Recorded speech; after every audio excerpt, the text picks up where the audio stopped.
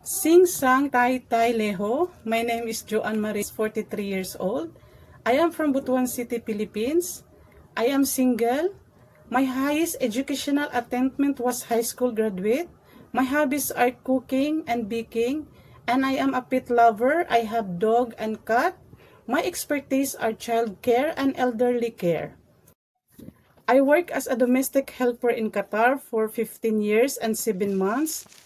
From April 2010 to December 2025, I served 7 members of the family, 2 elderly, 76 and 80 years old, 2 adults, 35 and 37 years old, and 3 children, 8, 5, and 2 years old.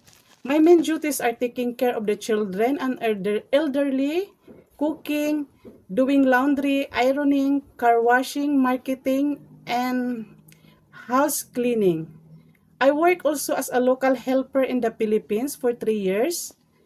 From June 2006 until June 2009, I served 4 members of the family, 2 adults, 30 and 35 years old, and 2 children, 2 and 3 years old.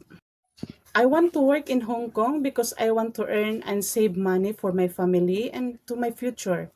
I'm willing to take good care of elderly and newborn baby.